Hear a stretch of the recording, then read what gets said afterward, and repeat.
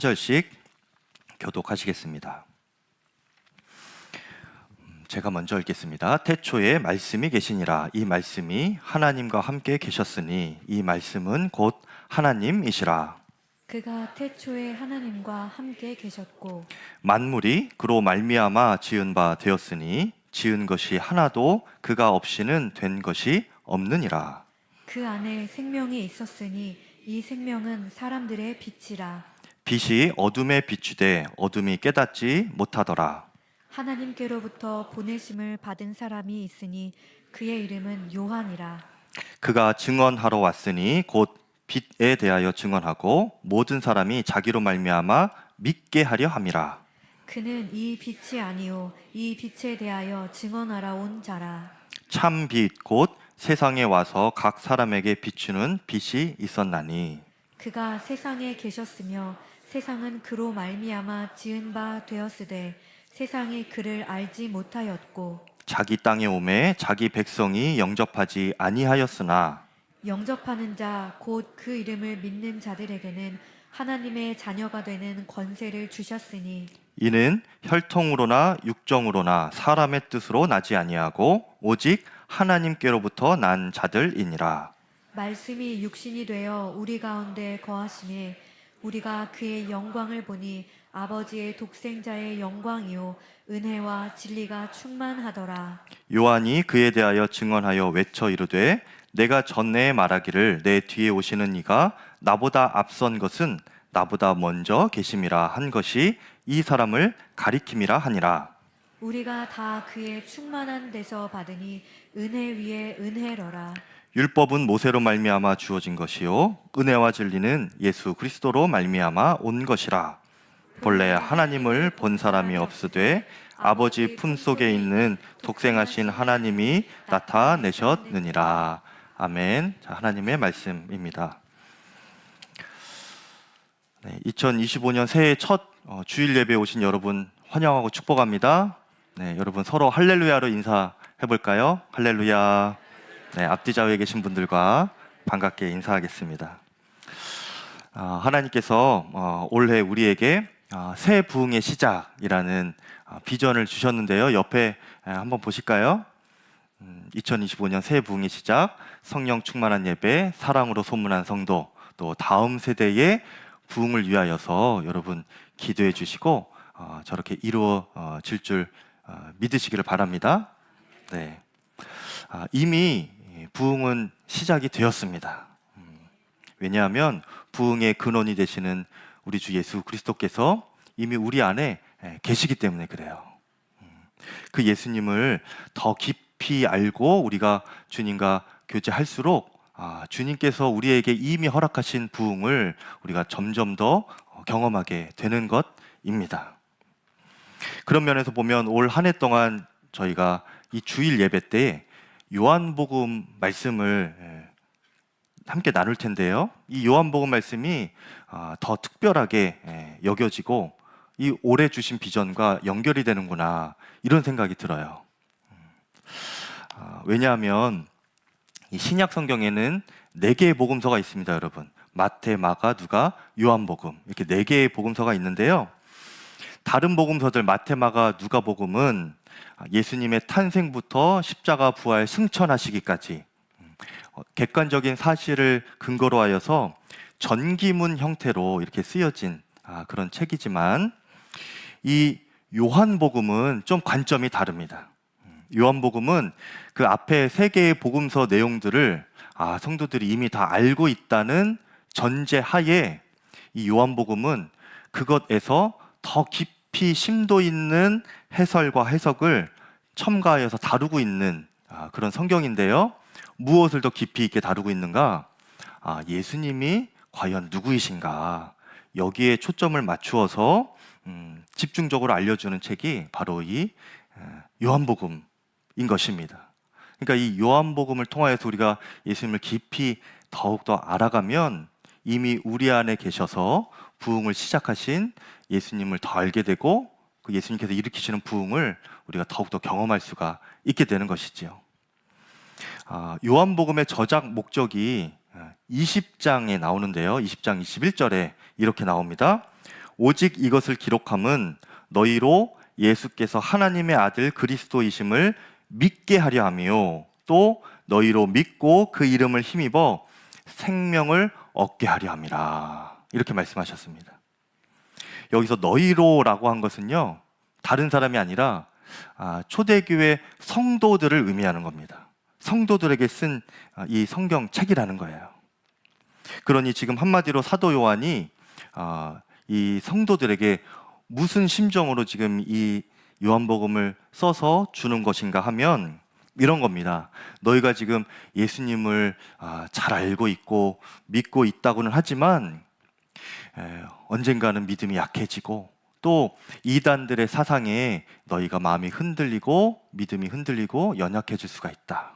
그러니 너희가 지금부터 내가 하는 이야기 정말 잘 듣고 예수님 잘 믿어야 돼.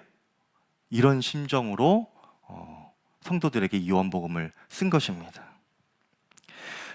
마찬가지로 오늘날도요, 믿음이 필요한 사람, 예수님을 더 알아야 하는 사람은 교회 밖에만 있는 것이 아니라 교회 안에도 있습니다. 저와 여러분 모두가 예수님을 더 알아야 돼요. 여러분, 우리도 예수님 정말 잘 믿는 성도 되기를 축복합니다. 요한복음을 통해서 한 해 동안 내 안에 계신 예수님 더 잘 믿게 될 수 있기를 바라는데요, 우리가 이미 믿음이 있다, 그렇게 자고하지 않기를 바랍니다. 어제의 믿음으로 오늘을 살지 않기를 바라요. 계속 내 안에 예수님을 향한 갈망함, 예수님을 더 알고 싶어하는 그 말씀에 대한 사모함이 우리 가운데 있기를 바랍니다. 그래서 우리 교회 안에 올해 새 부흥이 시작되었다고 했는데 다른 어떤 부흥보다도 여러분, 우리 안에 예수님을 더 깊이 믿고 알게 되는 그런 믿음의 부흥이 충만하게 일어나기를 축복합니다. 요한 사도가 오늘 예수님에 대하여서 가장 첫 번째로 우리에게 소개하는 그 예수님은 하나님의 말씀이신 예수님에 대해서 소개하고 있습니다. 하나님의 말씀이신 예수님. 그것이 1장 1절인데요. 여러분 펴 놓고 계신 분들은 함께 한번 읽어볼까요? 시작. 태초에 말씀이 계시니라. 이 말씀이 하나님과 함께 계셨으니 이 말씀은 곧 하나님이시라 말씀하였습니다. 예수님과 하나님은 같은 분이시라는 거예요. 그리고 그 예수님은 태초부터 하나님의 말씀으로 존재하셨다는 그런 설명입니다. 그런데 여기서 태초에라고 하는 것은요, 창세기에서 나오는 그 태초에라는 그 의미와 조금 다릅니다. 공통점도 있지만 조금 다른 것이 있는데 무엇인가? 창세기에 태초에 하나님이 천지를 창조하십니다. 그래서 그 태초는요, 이 천지 만물이 창조되기 시작한 그 시점을 가리쳐서 태초에라고 한 거예요. 그런가 하면 이 요한복음에 나오는 지금 이 태초에는요, 그 세상이 창조되는 그 태초 이전의 태초를 말하는 거예요.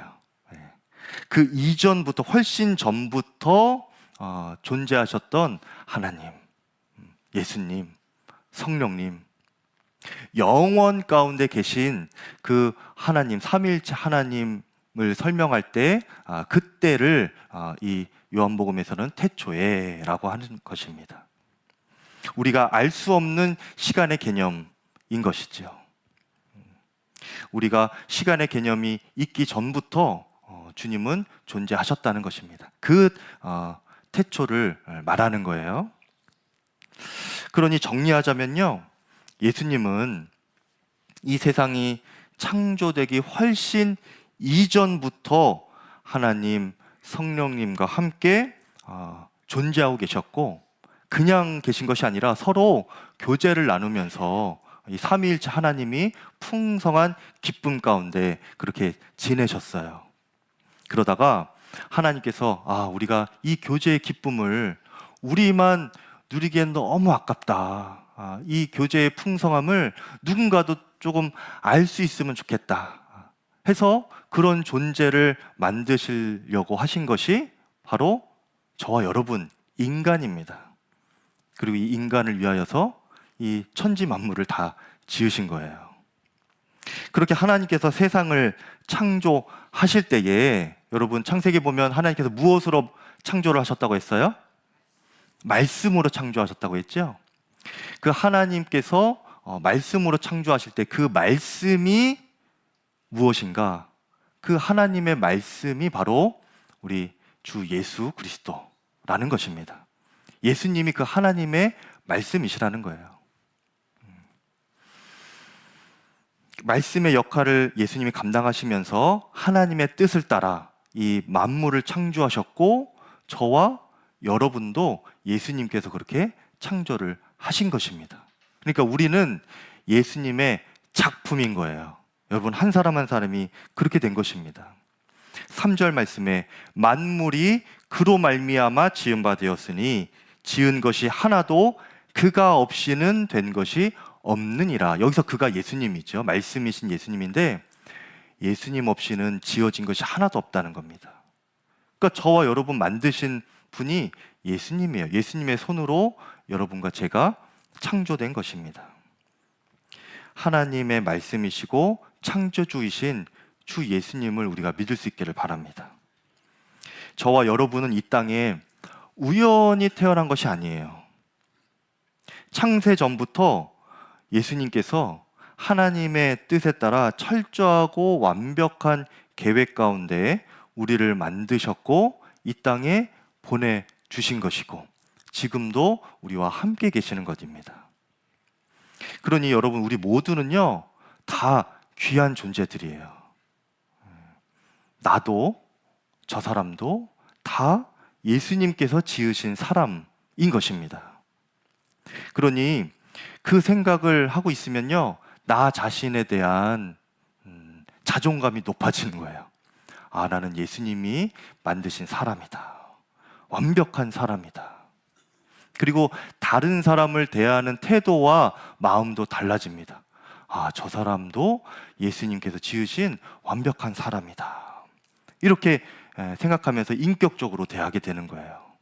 나를 사랑하듯이 다른 사람도 그렇게 사랑하게 되는 것입니다.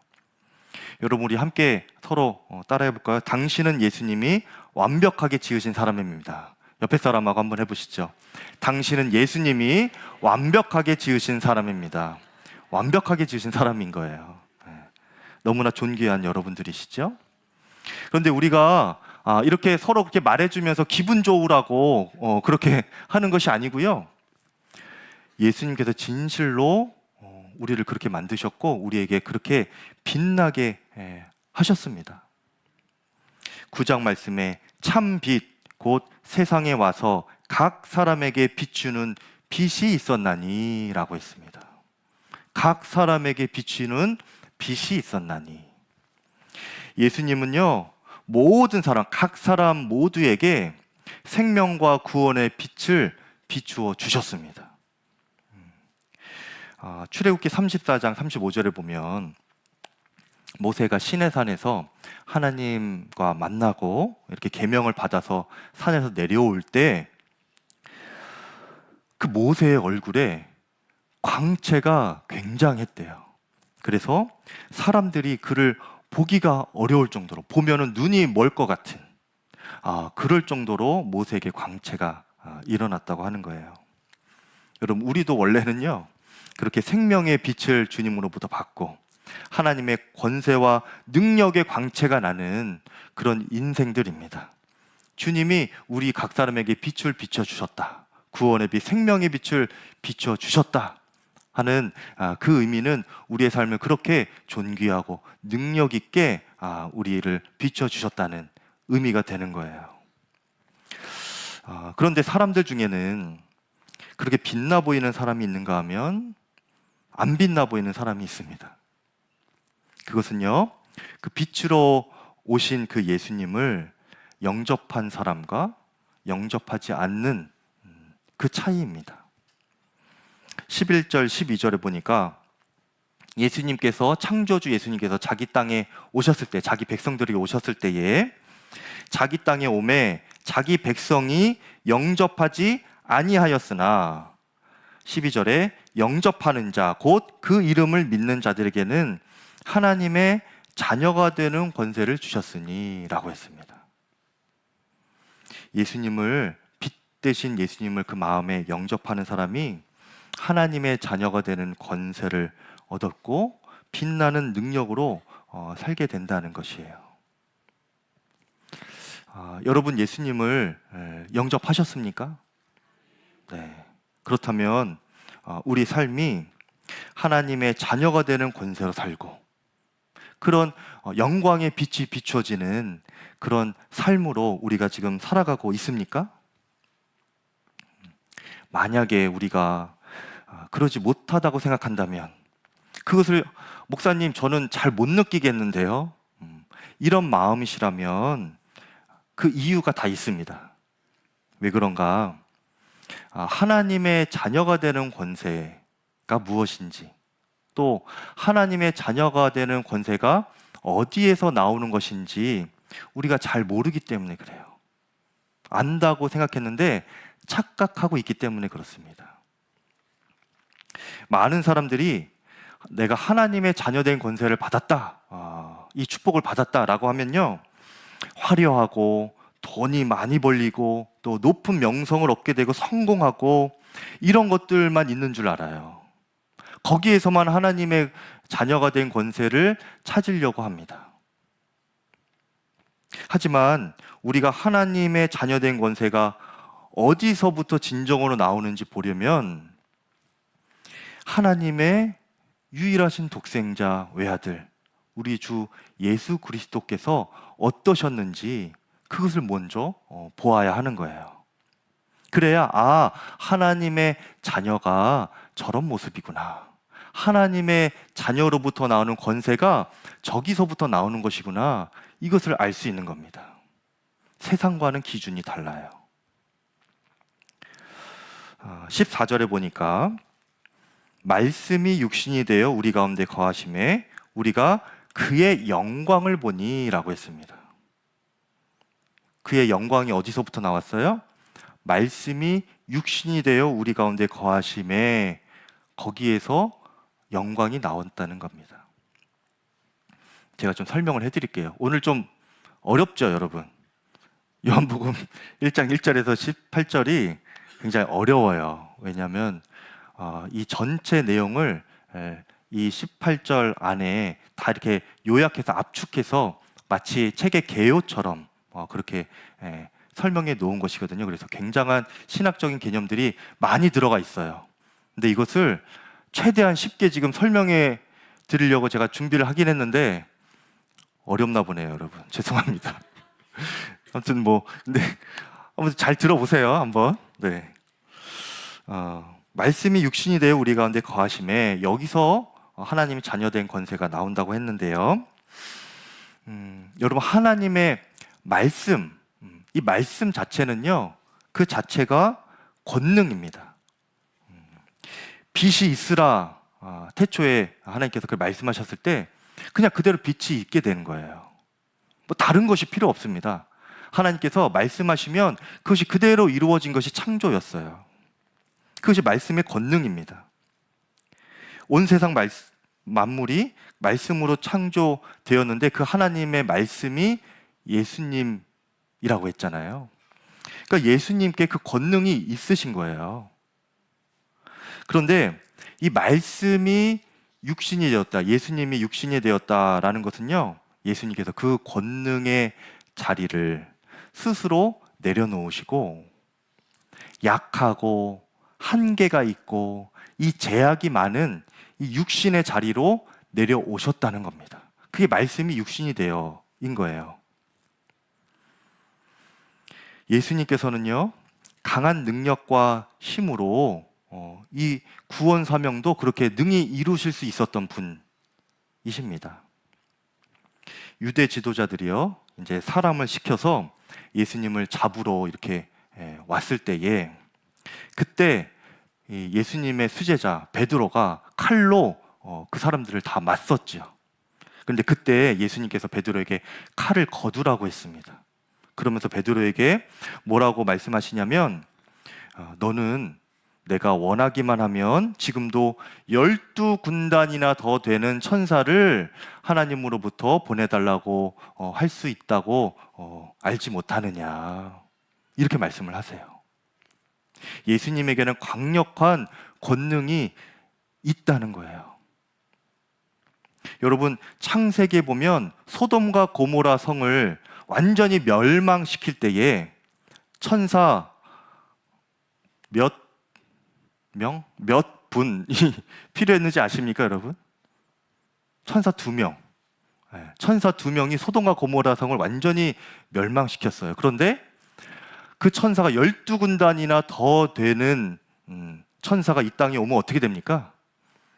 이 세상은 그 즉시 멸망할 수도 있어요. 그런 힘이 예수님께 있었습니다. 그 잡으러 온 사람들은 일도 아니죠, 사실은. 그 엄청난 힘이 예수님께 있었지만 예수님은 그 십자가 길을 걸어가실 때에, 십자가 사명을 감당하시는 그 과정 가운데에 예수님의 그 강함과 능력이 아니라 무력함과 낮아짐으로 그 구원 사명의 길을 걸어가신 겁니다.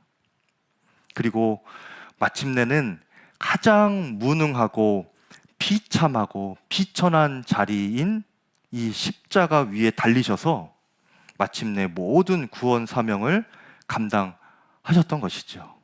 왜 그렇게 하셨는가? 그것이 하나님 아버지의 뜻이기 때문에 그래요. 말씀이 육신이 되어라고 하는 것은요, 하나님의 뜻을 그렇게 하나님의 방법으로 순종하는 것, 이것이 말씀이 육신이 되어입니다. 그것이 심지어는 낮아지는 것일지라도, 비참해지는 것일지라도, 내가 무력해지는 것일지라도 내 방법이 아니라 하나님의 뜻대로, 하나님의 방법으로 순종하는 것, 그렇게 하신 것이 말씀이 육신이 되어 오신 예수님의 삶이셨어요. 하나님의 아들이 그렇게 살아가셨다는 겁니다. 하지만 세상은요, 이것을 너무나 잘 알아요. 그렇기 때문에 우리로 하여금 이것과 반대로 살도록 유혹합니다. 항상 그렇게 부추겨요. 예수님께서 이 공생애를 시작하시기 전에 사단에게 시험을 받으실 때에 사탄이 이렇게 시험을 하지요. 3가지 시험을 줍니다. 시험하는 자가 예수께 나와서 이르되 너가 만일 하나님의 아들이거든 명하여 이 돌들로 떡덩이가 되게 하라.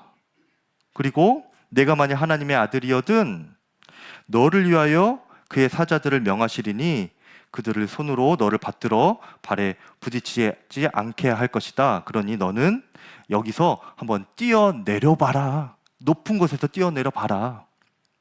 3번째, 너가 만약 하나님의 아들이거든 내게 엎드려 경배하면 이 모든 것을 내가 너에게 줄 것이다. 이 3가지 시험의 공통점은요, 예수님께서는 능히 그거를 다 하실 수 있는 분이셨다는 거예요. 뛰어내리실 수도 있었고, 돌을 떡덩이로 만드실 수도 있었고요, 또 엎드려 경배하실 수도 있었지요, 사탄을. 그런데 예수님은 그렇게 하지 않으셨습니다. 그렇게 영광을 취하려고 하지 않으셨어요. 세상이 주는 그 영광과 권세를 사탄이 주는 뜻대로, 방법대로 취하려고 하지 않으셨습니다. 하나님의 방법에, 하나님의 뜻에 순종하셨고, 그 순종의 정점이 바로 이 십자가인 거예요. 십자가. 그리고 마침내 예수님께서 죽기까지 순종하신 그 십자가에서 하나님은 그 하나님의 능력으로 예수님을 다시 살리셨고, 또 우리도 주님이 그렇게 살리시고 하나님의 능력으로 살게 하실 것이라 약속을 하신 겁니다. 고린도후서 13장 4절 말씀에 그리스도께서 약하심으로 십자가에 못 박히셨으나 하나님의 능력으로 살아 계시니 우리도 그 안에서 약하나 너희에게 대하여 하나님의 능력으로 그와 함께 살리라 말씀하셨어요. 이것이 하나님의 자녀가 되는 자의 권세입니다. 그리고 그 권세는 십자가에서 나오는 거예요. 그래서 십자가는요, 내가 하나님의 자녀가 되었다는 자격증입니다. 다시 말해서 말씀이 육신이 되어 오신 예수님처럼 우리가 주님의 말씀에 순종하기 위하여 나를 버리고 낮아지고 또 겸손함으로 나아갈 때에 하나님께서 그분의 능력으로 살게 하시는 것이 하나님의 자녀들이 얻는 그 권세라는 거예요. 근데 여러분, 이것은 쉽지 않습니다. 어렵습니다. 그렇게 하고 싶지도 않습니다. 세상은 그렇게 살지 말라고 부추깁니다. 너의 강함을 증명하라고. 예수님 광야에서 시험 당하실 때 그 3가지 시험처럼 사탄은 우리에게 그렇게 부추겨요. 내가 너에게 능력을 주겠다. 나에게 경배하고 나에게 순종하라. 사탄은 계속 우리에게 말하고 있죠. 그런데 우리는 예수님께서 하나님의 뜻에 순종하신 것처럼 그렇게 순종하는 하나님의 자녀가 되기를 축복합니다. 말씀이 육신이 되어 오신 예수님처럼 그렇게 순종하는 거예요. 여러분, 말씀이 육신이 된다는 것은요, 굉장한 변화를 말하는 것입니다. 고통스럽고 비참함을 감수해야 그렇게 변화가 일어난다는 거예요. 여러분, 지금도 제가 시골에 내려가면요, 저희 외할머니 댁에 가면 아주 옛날 집이 그대로 남아 있습니다. 그리고 거기에 재래식 화장실이 있어요. 재래식 화장실. 여러분 다 가보셨죠? 다 아시죠? 젊은 어린 친구들은 알지 모르겠는데 재래식 화장실이라는 게 무엇이냐면 나무 널판지 같은 게 이렇게 있고 그 밑에 변이 가득합니다. 그대로 있어요. 네, 냄새가 진동하는 그런 화장실이죠. 재래식 화장실. 그런데 여러분 지금 이렇게 지내시다가 여러분 어느 날 그곳에서 지내셔야 하는 상황이 된다면 여러분 어떻게 하시겠어요? 내 삶이 그렇게 변화돼야 된다면 여러분 어떻게 하시겠습니까? 살만하시겠어요? 그런 처지가 된다면 여러분 스스로 그런 재래식 화장실에서 사는 그 삶을 스스로 선택하시겠습니까? 안 하고 싶잖아요. 그런데요, 예수님께서 말씀이 육신이 되셨다는 것은 그것보다 더 심한 격차를 넘어서 더 큰 변화가 일어나는 것을 감수하시면서 그렇게 순종하시고 우리에게 오셨다는 것을 의미하는 거예요. 여러분, 그 아무런 죄도 흠도 없으신, 티도 없으신 그 예수님, 그 존귀하신 신성을 가지신 그 예수님께서, 하나님의 말씀 그 자체이신 예수님께서 사람의 몸으로 오셨다라고 하는 것은 우리가 재래식 화장실에 지내는 것보다 더 끔찍한 변화인 겁니다. 예레미야 17장 9절에 보면요, 만물보다 심히 거짓되고 부패한 것이 사람의 마음이라고 했어요. 여러분, 계속 변 얘기해서 죄송하지만 변이 뭐예요, 여러분? 안에서 부패하고 썩은 거 아닙니까? 근데 그것보다 더 심히 부패한 것이 우리의 마음이래요. 예수님께서 그런 사람에게 오셨고 지금 거하시는 것이 그 사람의 마음입니다. 예수님께서 그 재래식 화장실보다 더 심각한 곳에 지금 계신 거예요. 그것이 말씀이 육신이 되어 이 땅에 오신 예수님의 희생이고 순종입니다, 여러분. 하나님의 뜻대로 순종하신 거예요.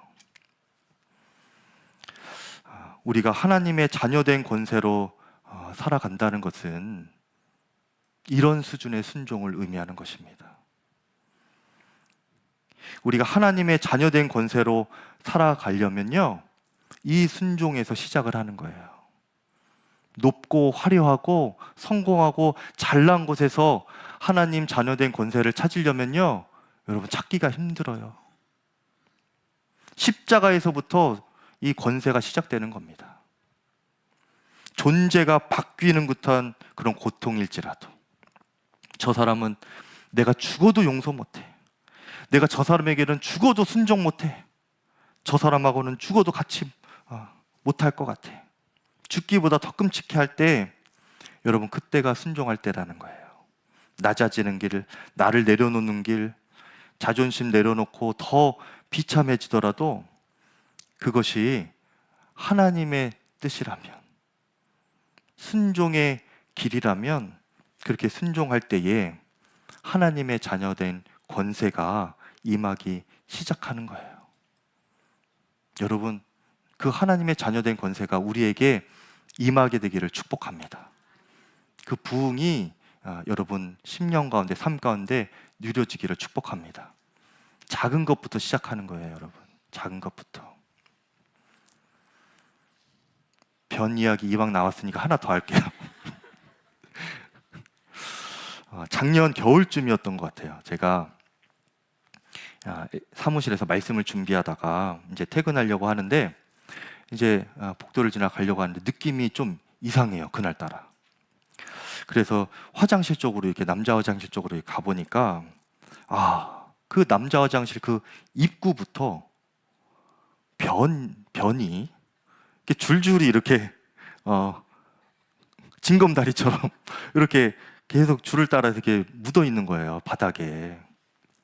그래서 이제 화장실 그 안쪽 변기 있는 칸까지 이어진 겁니다. 그래서 제가 두근거리는 마음을 가다듬고 부여잡고 열어봤죠. 그러니까 변기는 말할 것도 없죠. 누가 급하셔서 그 입구부터 이렇게 실례를 하시다가 변을 그렇게 시원하게 보신 것 같아요. 근데 문제는 무엇인가? 그것이 그대로 있다는 거예요. 그때가 언제였냐면, 그때가 제가 부임하고 얼마 안 되고 교회 이것저것 손보고 리모델링하고 여러 가지 신경 쓰느라 정신없던 때였던 때인데, 이제 말씀을 가까스로 준비하고 이제 퇴근하려고 하는 찰나에 그런 장면을 제가 이제 보게 된 거예요. 그러니까 제가 참 마음이 어렵더라고요. 그냥 하나님께 기도하면서, 하나님 참 이게 뭡니까? 그런 푸념을 하면서, 그때 이제 전도사님이, 남자 전도사님 계셨는데, 전도사님께 연락해서 요거를 좀 치웠으면 좋겠다 이렇게 연락을 하려다가 문득 마음에 이런 마음이 드는 거예요. 너가 봤으니 너가 치우면 되지, 이런 마음이 드는 겁니다. 그런데 순간 제 마음에 아차 싶더라고요. 내가 치우기 싫으면 남도 치우기 싫을 텐데, 내가 봤으면 내가 치우면 되는데 내가 누굴 시키려 했나, 이런 생각이 들더라고요. 어느새 이 권위의식이 담임 목사가 되어서 이 권위의식이 내 안에 있었구나, 이런 생각이 들면서 제가 치웠습니다, 여러분. 그리고 집에 들어갔는데 정신이 얼얼하더라고요. 그 잔상과 그 냄새가 기억이 나면, 아내가 들어가니까 무슨 일 있었냐고 저에게 그렇게 그냥 제 표정이 혼비백산된 그런 얼굴이었나 봐요. 지금은 제가 보기도 전에 저희 다른 분들이 이렇게 다 치워주셔서 그럴 기회가 없는데, 그때는 그런 일들이 있었습니다. 여러분, 목사여도, 담임 목사여도 권위가 있으려면 그 권위가, 또 그 권세가 낮은 곳에서, 희생하는 곳에서, 십자가에서 나오는 것인데, 제가 그 순간 잠깐 잊고 있었던 거예요. 여러분의 삶 가운데 십자가에서 시작해야 되는 일이 무엇입니까? 낮은 마음으로부터 시작해야 되는 일이 무엇입니까? 내 자존심을 내려놓고 내 자아도 내려놓고 내가 심지어는 비참해지는 그런 상황이 될지라도 그것이 주님께서 주신 마음이라면, 순종의 길이라면, 십자가의 길이라면 그것부터 여러분 시작을 해보실 수 있기를 바랍니다. 올 한 해 예수님과 함께 십자가 순종의 길, 낮고 겸손한 그 길을 우리 모두가 걸어가시기를 바랍니다. 새 부흥의 시작이라고 했는데요, 우리가 이 부흥을 맞이하는 것은 교회도 마찬가지입니다. 넓고 화려한 곳에서 경험하는 것이 아니에요. 우리 교회 성도님들 숫자가 많아지는 것, 재정이 늘어나고 교회 명성이 높아지고 이런 곳에 부흥이 임하는 것이 아닙니다. 십자가의 길, 예수님의 하나님과 하나 되심을 위하여 그렇게 순종하셨던 그 십자가의 자리에서 부흥이 시작되는 거예요. 그곳에서 부흥을 확인하는 것입니다. 성도님들 한 사람 한 사람, 한 분 한 분의 심령 가운데 십자가가 온전히 새겨지고 낮아지고 겸손해지고 주의 말씀에 순종하고자 하는 마음이 불일 듯 일어나는 성도 한 명이 일어날수록 하나님께서 이 양평감리교회가 부흥하고 있구나, 그렇게 보시는 거예요. 그 십자가 없이 사람만 많아졌다고 해서 부흥이라고 말할 수 있는 것은 여러분 아닙니다. 재정이 많아져도요, 그것이 오히려 시험에 들 수가 있는 거예요. 하나님의 뜻에 순종하는 이들이 주님께서 주신 선하고 아름다운 것들을 주의 뜻대로 순종하며 사용할 때에 그것이 양평감리교회의 진정한 부흥이 되는 것입니다. 부흥의 통로로 쓰임받게 되는 거예요. 그리고 그 부흥은 넘치는 영광으로 우리에게 목도될 것입니다. 16절에 우리가 다 그의 충만한 데서 받으니 은혜 위에 은혜로라. 넘치고 충만한 은혜입니다. 여러분, 그 길을 함께 걸어가시면서 2025년 한 해 새 부흥의 은혜가 모두에게 경험되어지기를 간절히 축복합니다. 이 시간 함께 찬양하시고 말씀 붙잡고 기도하겠습니다. 나의 가장 낮은 마음.